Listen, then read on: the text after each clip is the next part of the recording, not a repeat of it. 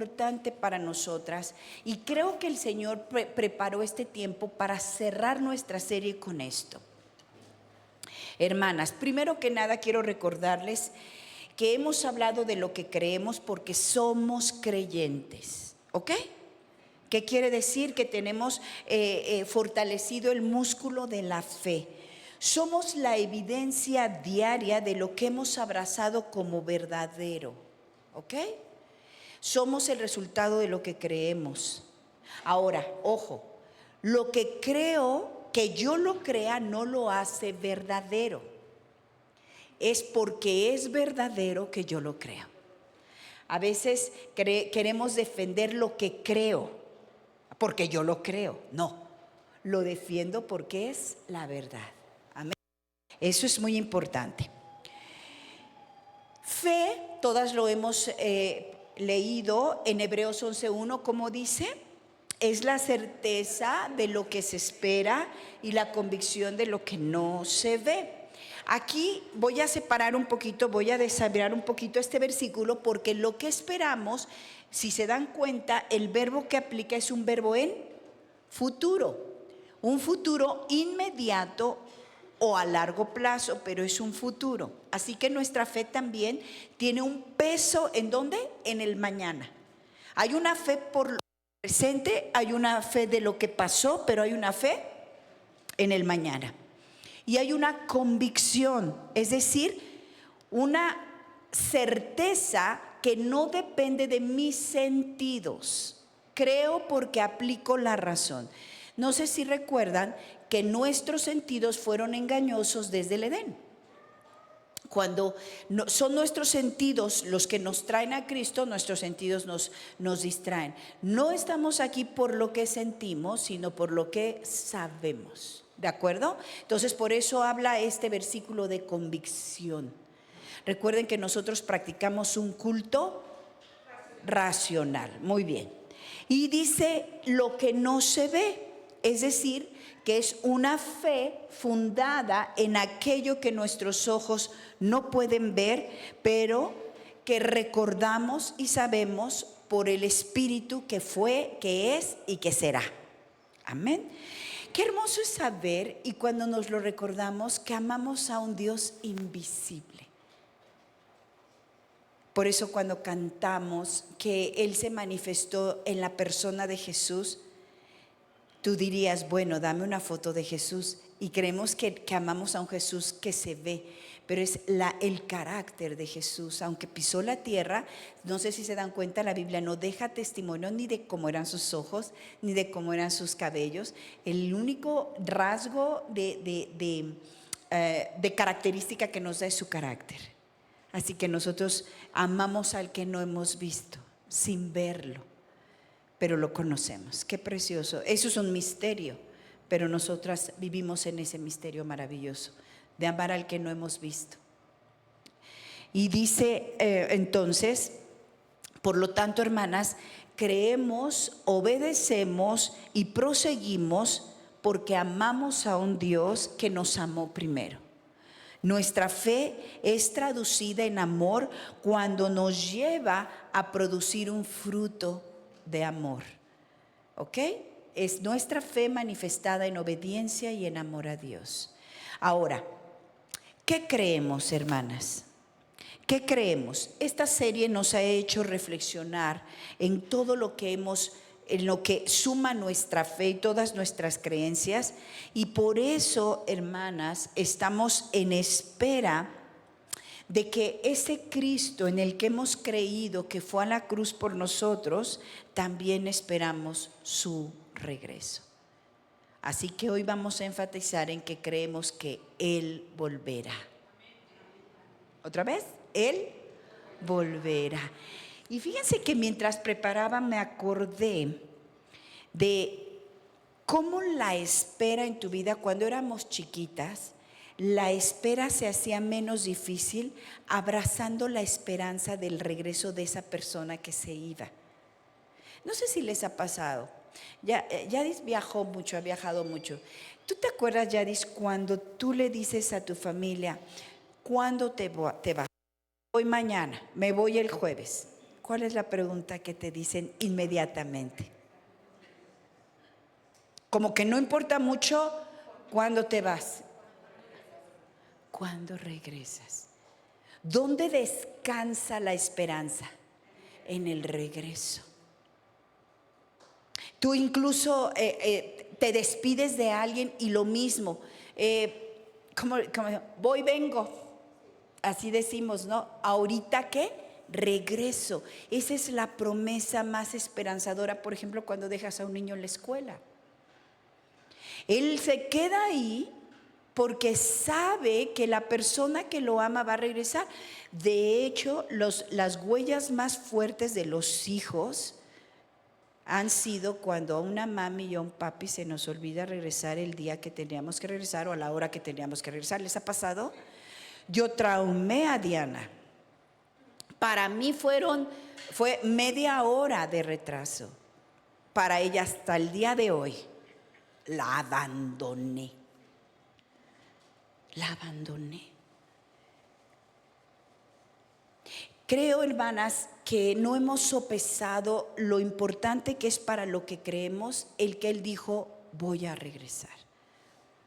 Y obviamente creemos en que estamos afirmadas en la cruz, en su sacrificio, en que vino, en que resucitó, en que somos transformadas, que habita en nosotros. Pero no nos detenemos tan a menudo a pensar cuánta confianza nos da saber que ese Dios nuestro, que vino como cordero en humildad, va a venir como rey. Va a venir como rey, va a venir como lo que es. Y hasta como en un asunto de presunción, ¿no? Verás volver a nuestro rey. Así que hemos de volver a afirmar esta mañana que creemos en esa venida. Y decirle a nuestra alma, como decía el rey David, alma mía, cree, tu rey volverá. Ahora, no solamente nos da esperanza, también nos prepara. Porque tú no esperas que alguien regrese y tú no hagas nada. El regreso de alguien te motiva ¿a qué? A prepararte, a saber que hay algo con lo que quieres agasajarlo, algo que quieres que esa persona encuentre, algo que no quieres que encuentre. Incluso cuando los papás se van y nos dejan un rato libres, ya los últimos minutos, ¿no? Dices, ya casi va a llegar, y corres y preparas y barres y abajo de la cama lo que sea, pero hay una preparación. Así que si yo creo que el Señor va a volver, yo creo que debo prepararme. No va a encontrar lo que sea que va a encontrar, porque además el tiempo de separación tuvo un propósito para mi vida, y ese propósito se tiene que culminar. ¿Sí estás consciente que estamos esperándolo? ¿Y si estás consciente que ya no tarda? ¿Y si estás consciente que volverá sin avisar? Wow, a lo mejor esta es una muy buena mañana para reflexionar si estoy preparada, si estoy consciente, si estoy lista, si acaso pasa por mi mente en algún momento en el día o en la semana. O a lo mejor, Cari, por semanas lo olvidamos y no me doy cuenta que lo tengo como archivado y que no me he dado cuenta que Él volverá.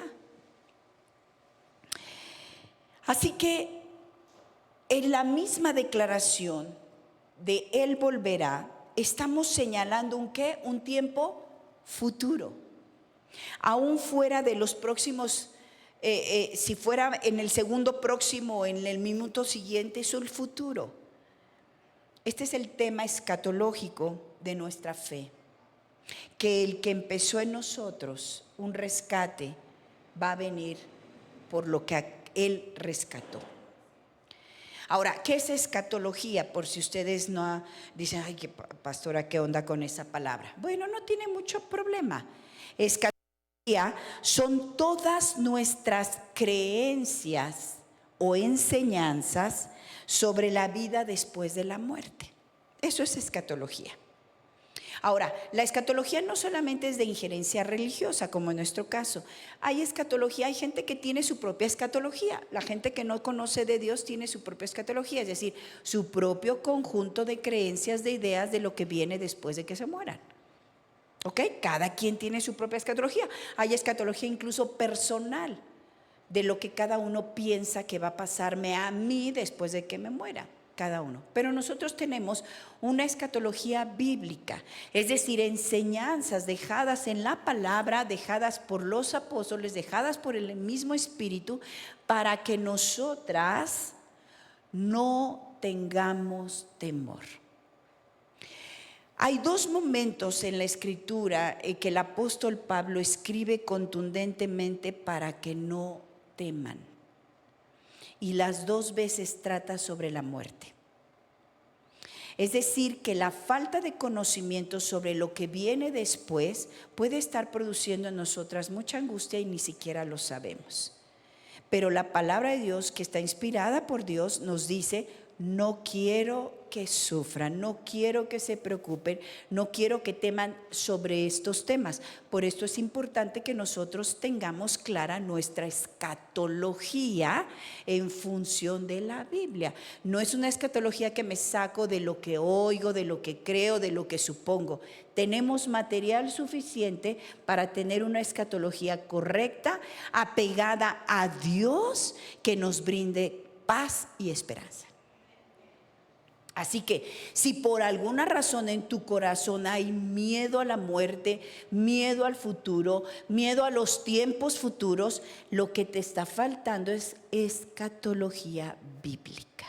Conocer cómo ha determinado Dios, lo que Dios dice de ese tiempo después de morir o tiempos finales. Porque también la escatología habla no solamente de lo que hay después de la muerte, sino lo que hay cuando esto se acabe. ¿Sí saben que se va a acabar esto? A mí me da gusto. A mí me da gusto, aunque me cacho muchas veces amando al mundo.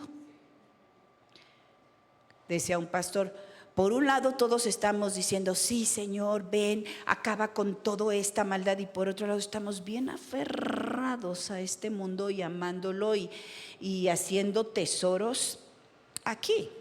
Pero en la medida que vamos reflexionando, todas podemos decir, sí Señor, ya ven. De repente lo que oímos, lo que vemos, lo que sufrimos nos hace recordar, ven Señor Jesús. ¿Ok?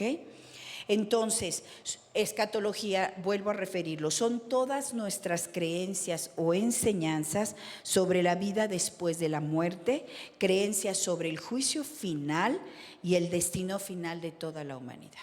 ¿Ok? Hermanas, el fin de algo en Dios, cuando Dios dice el fin de una cosa, normalmente para nosotros es algo donde ya ahí se acabó. Para Dios el fin de algo es el principio de otra cosa. Eso quiero que se lo graben. Por ejemplo, cuando dice las cosas viejas, está hablando de un fin que continúa, pero cosas nuevas vienen. Es algo que nos hace bien conocer de nuestro Dios, porque cuántas veces el sufrimiento viene de creer que algo se acabó. Oh, se acabó, se acabó, se acabó. No, se acabó algo para que empiece algo nuevo y en Cristo algo mejor. Es ahí donde fundamentamos cuando el Señor dice que nosotros hemos sido muertos para el mundo, pero vivos para Cristo. Salud, Lupita. Entonces, el fin de algo en Dios se une al principio de otro escenario, ¿ok? El fin para nosotros normalmente es nada, pero el fin para Dios es algo nuevo. El fin de las cosas pasadas en nuestra vida es el principio de las cosas nuevas. Y en el Edén, si recuerdan, el fin de su intimidad con Dios, cuando se rompió esa relación con Dios, para Dios fue el principio de la decadencia, pero también fue el principio de su plan de redención. ¿Me explico? No es que tú y yo tengamos que partir de la idea de que bueno, ya todo termina. No, cuando algo termine, nosotras que somos nuevas criaturas, siempre digo que esto está acabando, pero que está empezando. Síguele la pista, porque en Dios así se lee. Ok, esto acabó. Porque yo siento que la vida y la mentalidad trágica está en que, oh, ya se acabó esto. No inmediatamente, hagan de cuenta que nuestro paso es este. Ok, sí acabó esto, pero ¿qué? ¿Qué comienza? ¿Sabes? ¿El comienzo de qué? En Cristo Jesús. Hay un día, hermanas, para Dios en que todo aquí va a llegar a su fin. El día del juicio final. Ahora, no las quiero confundir. Hay muchas posturas, escatologías aún en el reino de los creyentes. Hay muchas posturas sobre interpretar la escatología bíblica. No me voy a meter en esos asuntos, pero hay dos grandes teorías. Una, que es la de las dispensaciones o premilenialismo, que asumen que va a haber un milenio, que va a haber la gran tribulación, que va a haber el Armagedón, todas esas cosas. Es una postura. Y hay otra postura, que es la postura en la que no se sostiene que vamos a pasar por ahí, sino que solamente vamos a hacer una transición inmediata. Mi postura es la segunda, y es de la que les voy a hablar. Todas tienen derecho a investigar o sostenerse en la que gusten. Al cabo de lo poco o mucho que pueda yo haber estudiado, me he plantado en esa. La postura de que no va a haber esa transición dolorosa, de que un juicio, habla de 1, 2, 3 juicios, el juicio de los judíos primero, luego el de algunas naciones, luego el de los gentiles y tal. No. La Biblia habla de 2 eras, de 2 etapas, de 2 escenarios, de 2 momentos, de 2 siglos. Es la palabra que más usa la Biblia. En el original, la palabra, en el original es la palabra aion, A-I-O-N. Esa palabra se traduce como siglo, etapa, era, y significa, bueno, lo que interpretan los estudiosos es que en la Biblia, solamente se habla de 2 aiones o 2 siglos: el siglo presente y el siglo venidero. No hay más. Nosotras estamos en el siglo presente, que le llama la Biblia el siglo malo. Este es el siglo malo. Este es el siglo donde gobierna el Dios de este siglo, ¿ok? Y en este siglo, volviendo a los puntos que yo decía, este siglo termina cuando empieza el nuevo siglo. Solo hay 2, el siglo presente y el siglo venidero.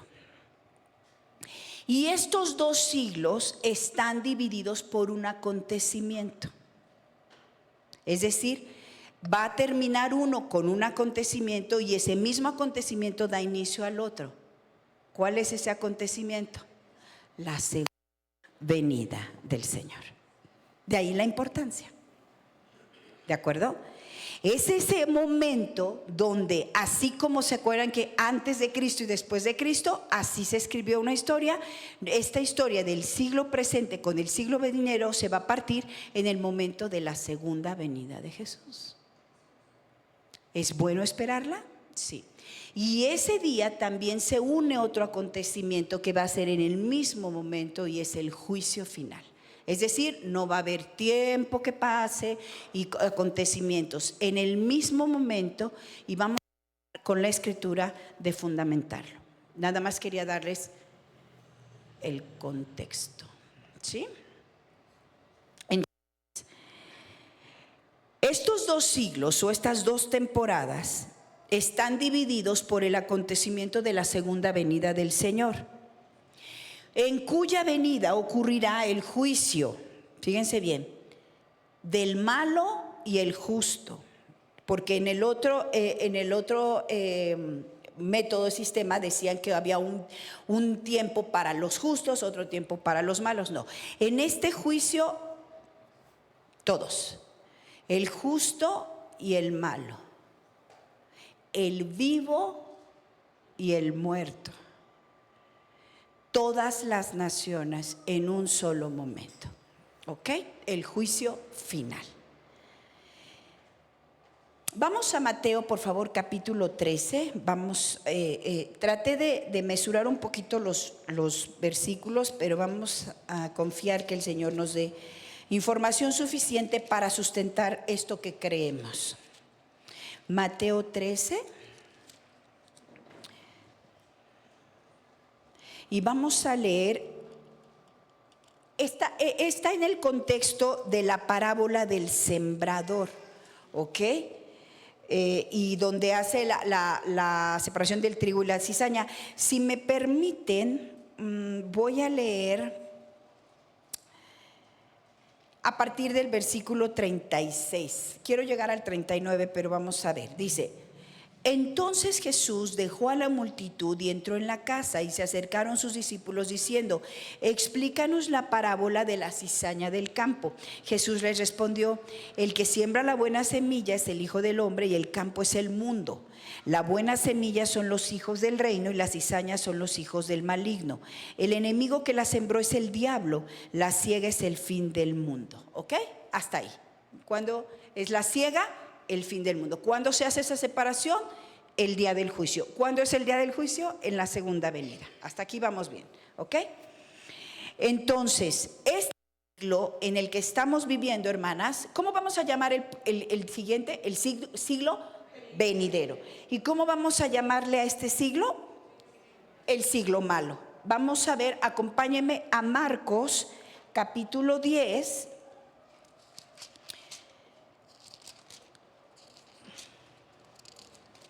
Versículo 30. Saben que yo traigo otra versión, pero si alguna la quiere leer en la Reina Valera, que es muy familiar, pues adelante. Voy a leer la mía y ahorita me apoyan con la Valera.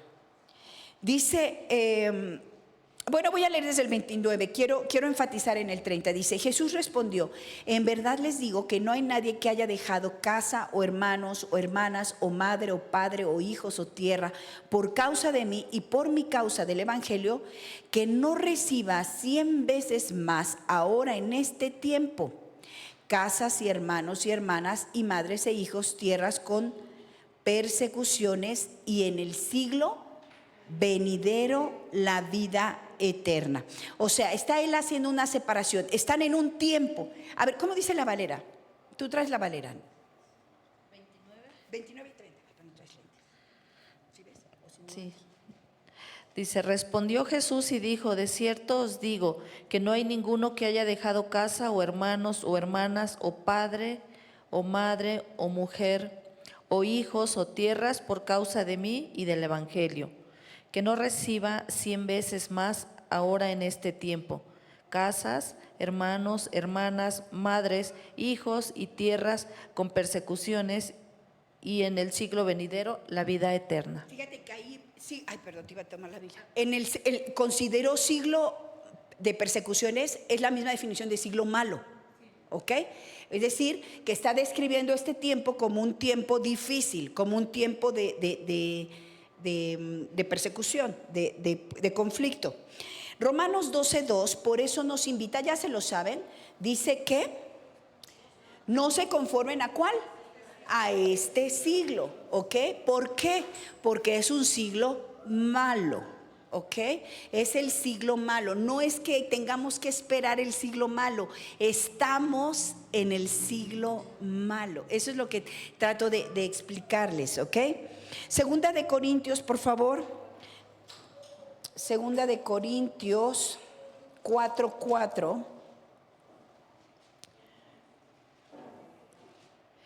Ya lo recordarán, voy a leer desde el 3, dice: y si todavía nuestro evangelio está velado, para los que se pierden está velado, en los cuales el Dios, ¿de qué? De este, ¿cómo dice el de ustedes? ¿Siglo? A mí dice, el Dios de este mundo ha cegado el entendimiento de los incrédulos para que no vean el resplandor de la gloria. Pero es lo mismo, el Dios de este mundo, el Dios de este siglo. ¿Ok? Gálatas 1:4 es el siguiente. Gálatas 1:4 dice así: que Él mismo se dio por nuestros pecados para librarnos de este presente siglo malo, conforme a la voluntad de nuestro Dios y Padre. ¿Está claro entonces cómo está definido en la Biblia este siglo? El siglo malo. No tenemos que esperar otro siglo, otro momento.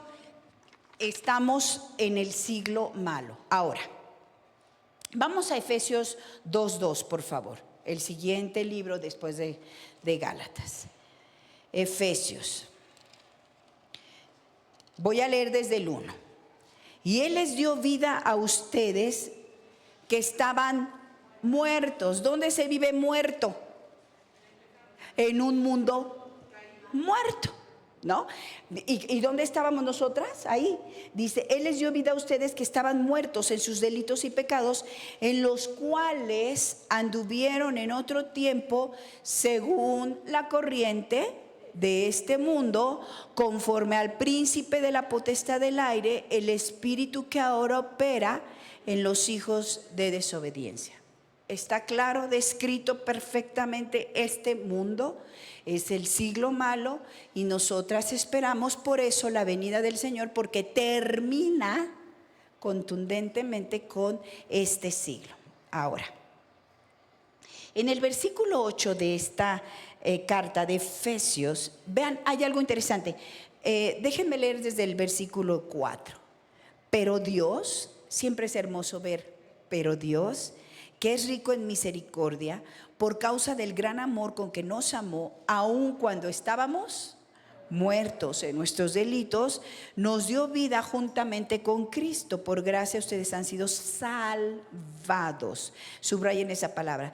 Y con Él nos resucitó y con Él nos sentó en los lugares celestiales en Cristo, a fin de poder mostrar en los siglos venideros las sobreabundantes riquezas de su gracia por su bondad para con nosotros en Cristo Jesús. Porque por gracia ustedes han sido, aquí dice salvados, y aquí viene una palabra, salvados. Nosotras sabemos y usamos, somos salvos, pero a veces no sé de qué. ¿Ok? Y aquí estamos entendiendo que esta salvación que se operó, fuimos liberados de este mundo malo. ¿Cómo fue esa libertad? ¿Cómo fue esa manera de librarnos de la potestad de este mundo? Y eso es lo más hermoso. Que voy a llegar a esto más adelante. ¿Ustedes saben lo que significa atemperar en cocina? Que es, aquí hay una olla caliente, aquí hay algo frío. Yo necesito verter esto frío a lo caliente, pero si lo hago, ¿qué pasa?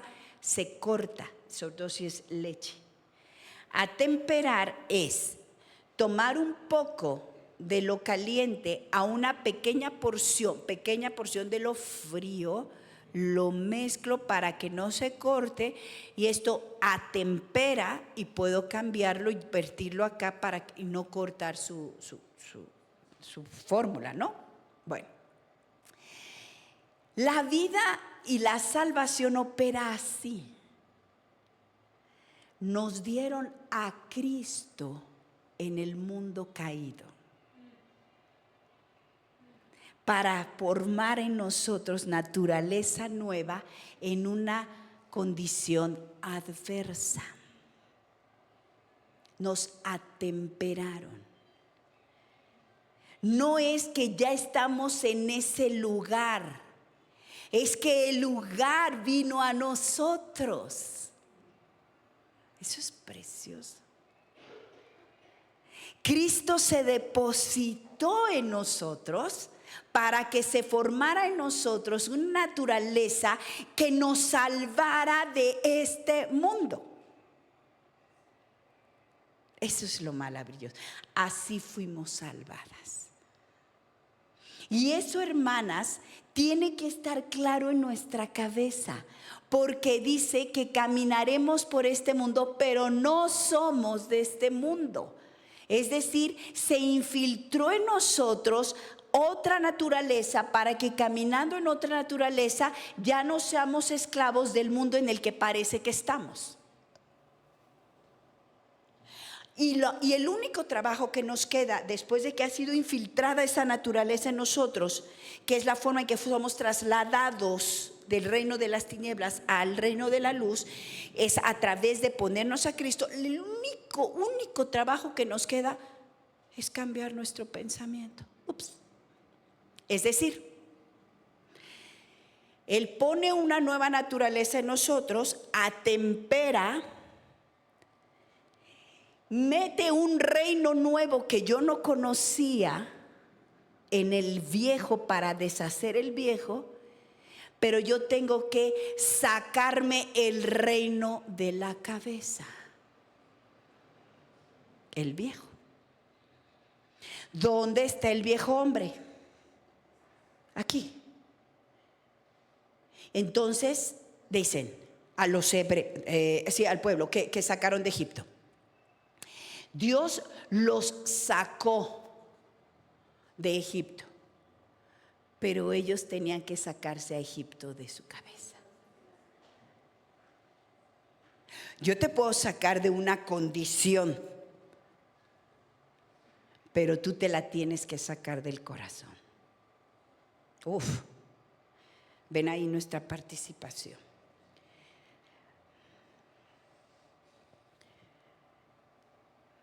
Los últimos tiempos, hermanas, llegaron.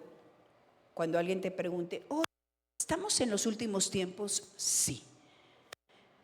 Los últimos tiempos llegaron desde que el Espíritu Santo posó en los hombres en el Pentecostés. ¿Ok? Ahí empezaron los últimos tiempos. Pues han pasado como más de 2000 años. ¿Qué son para el Señor 2000 años? Nada.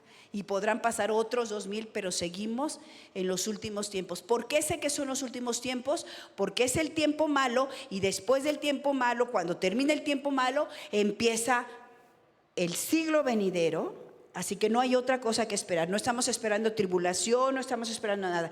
Lo único que un creyente está esperando es la venida de Cristo. Amén.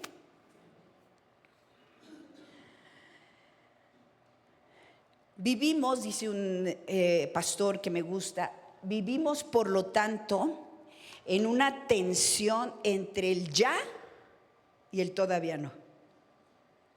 ¿Sí me explico? Esa es la condición del creyente. Ya fuimos salvados, ya fuimos quitados de la potestad de ese mundo, pero todavía no estamos en nuestro lugar, en nuestra ciudad, aunque tenemos ya la ciudadanía. ¡Wow! Qué interesante. ¿Me explico? Ya tenemos a Cristo en nosotros, pero todavía no estamos viéndolo cara a cara. Estamos en una tensión maravillosa entre el ya y el todavía no. Y esa es la esperanza que tenemos, que ese todavía no se completará, que llegará ese día, porque Él ha cumplido todas sus promesas.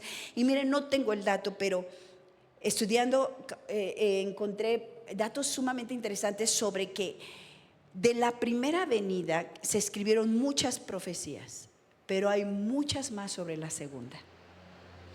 ¿Y cuál fue el error de los primeros hombres cuando no supieron que Él era el Cristo? Haber ignorado, no haber oído con fe, no haber creído.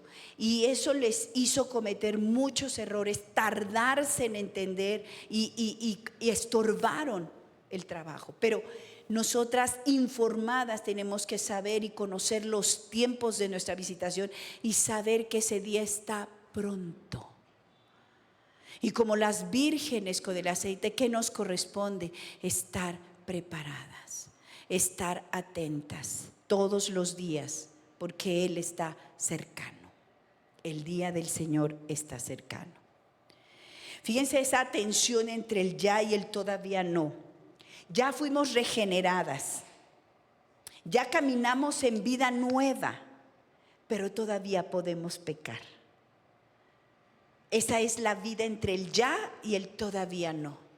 Cuando estemos en el siglo venidero, ya con Cristo, ahorita solamente ganamos que el pecado no nos gobierne, pero podemos pecar. En el siglo venidero ya no podremos pecar, ya no habrá más.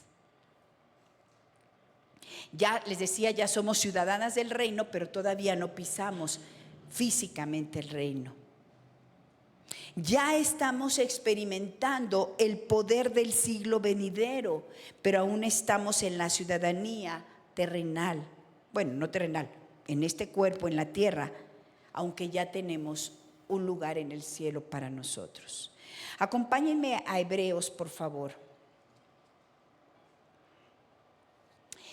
No sé si las estoy confundiendo, espero que no. Estoy tratando de explicármelo con manzanas como a ustedes. Hebreos 6. Les decía que ya y todavía no es que, por ejemplo, gustamos de los poderes venideros. Es decir, nosotras ya tenemos asignada y declarada una vida eterna, aunque todavía no llegamos a la vida eterna. ¿Me explico? Entonces, fíjense lo que dice Hebreos 6. Voy a leer desde el 4. Porque en el caso de los que fueron una vez iluminados, que probaron del don celestial y fueron hechos partícipes del Espíritu Santo, que gustaron la buena palabra de Dios, ¿y qué? Y los poderes del siglo venidero, pero después cayeron, es imposible renovarlos otra vez para arrepentimiento, puesto que de nuevo crucificarán para sí mismos al Hijo de Dios y lo exponen a la ignominia pública. Pero aquí lo destacable es que dice que ya nosotras, por el poder que mora en nosotros, en realidad ese poder es la pequeña muestra del poder del siglo venidero traído al presente. Así que ese poder que tenemos en el Santo es del siglo venidero traído acá. Beneficios ahora de una gloria futura. Por eso es que para nosotras es tan incongruente y tan inconsistente vivir vidas tan agachadas o tan comunes, vaya, o tan iguales a los demás, porque nada tiene que ver. O sea, la porción que tenemos, la medida que tenemos, la persona que nos habita, nada que ver. Es por eso la exigencia que nos hace el Evangelio de una vida nueva, porque fue una vida, imagínate, el reino de los cielos ha llegado y ahora mora en nosotras. O sea, si para los primeros discípulos el que el reino de los cielos había llegado, que era el Señor que vivía, que caminaba junto a ellos, era imposible que para ellos hubiera derrota o poder de las tinieblas, imagínense para nosotras que ese reino se incorporó. Me gusta esto, poderes del siglo venidero, ahora en nosotros. Colosenses, por favor, Colosenses 1:21.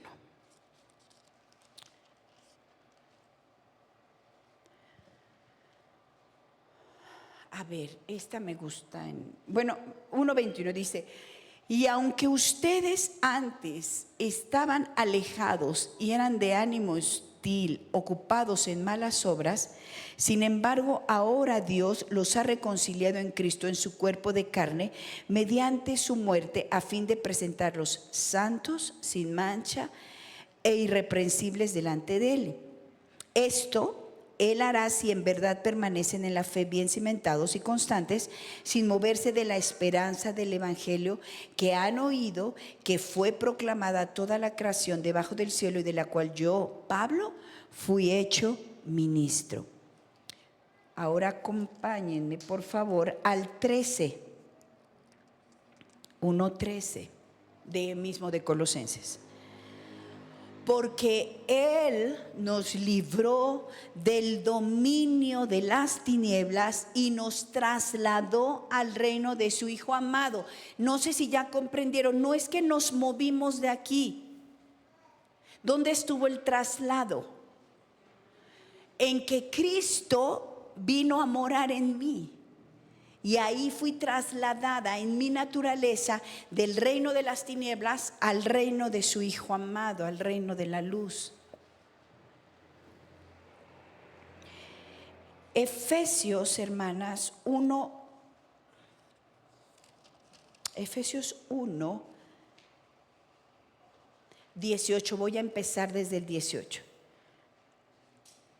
Dice: mi oración es que los ojos de su corazón les sean iluminados para que sepan cuál es la esperanza de su llamamiento, cuáles son las riquezas de la gloria de su herencia en los santos y cuál es la extraordinaria grandeza de su poder para con nosotros los que creemos, conforme a la eficacia de la fuerza de su poder. Ese poder obró en Cristo cuando lo resucitó de entre los muertos y lo sentó a su diestra en los lugares celestiales, muy por encima de todo principado, autoridad, poder, dominio, de todo nombre que se nombra, no solo en este siglo. ¿Se dan cuenta? Es decir, ese dominio, ese poder, esa autoridad que Él tiene en el siglo venidero fue trasladada para que los hijos de Dios, por Él, por Cristo, tengamos poder y autoridad sobre todo lo que se nombre en este lado de la gloria. Eso significa los poderes del siglo venidero a nuestra disposición en este siglo malo. ¿Qué pasa cuando soy dominada por las cosas de este siglo? Una de dos: o ignoro la grandeza del poder que mora en mí, o lo subestimo. Y yo quiero pensar que ninguna de las dos. Que estamos, porque dice la palabra que a su venida tenemos que estar ocupadas. Y ¿cómo me ocupo? Ocúpate en tener claro esto que te estoy diciendo. Que la persona de Cristo te habita desde el momento en que te salvó de este mundo y que no hay potestad terrenal más alta que pueda gobernar nada en nosotras. Porque Él está por encima de todo poder, dominio, autoridad. ¿No les da gusto eso? A mí me llena de alegría. Así que nosotras esperamos con gran gozo ese día de la venida del Señor, porque se supondría que aborrecemos este mundo. Es decir, que desde el momento en que se instaló la nueva naturaleza, yo ya no quiero estar en este mundo. Por eso dice la palabra de Dios: ¿cómo te amoldas a este mundo? ¿Que no sabías que la amistad con el mundo es enemistad con Dios? Es decir, la nueva naturaleza debe producir en nosotras amor por ciertas cosas y desprecio por otras, ¿o no? Entonces la pregunta que nos tenemos que hacer es que si yo ya he sido trasladada y yo ya he sido comprada y he sido atemperada en Cristo, ¿por qué gusto de las cosas de este mundo? Y la respuesta está en lo mismo que le pasó al pueblo: no he sacado al mundo de mi cabeza. ¿Se acuerdan cuando decían no, los ajos, lo que yo comía en Egipto? Eran esclavos. Ven nomás, eran esclavos, maltratados, les impusieron cargas dobles, y ellos cuando estaban lejos decían: ay, qué rico que comíamos, qué rico, ay, extraño. Así estamos, es la representación de nosotros. Fuimos trasladados al reino de la luz. Estamos gozando en el presente de los poderes del siglo venidero. Para nosotras no tendría que llegar el siglo venidero, ya llegó. ¿Cómo vas a disfrutar ese siglo venidero si no lo estás disfrutando ahorita? Porque lo bonito del siglo venidero es Cristo. El paraíso es paraíso porque está Cristo. Y esto es malo porque Él no gobierna. No es que el mundo en sí sea feo, es su creación, es la creación de Dios. Pero donde no gobierna Cristo, no hay belleza. Donde no gobierna Cristo, no hay belleza. Donde no gobierna Cristo, no hay belleza.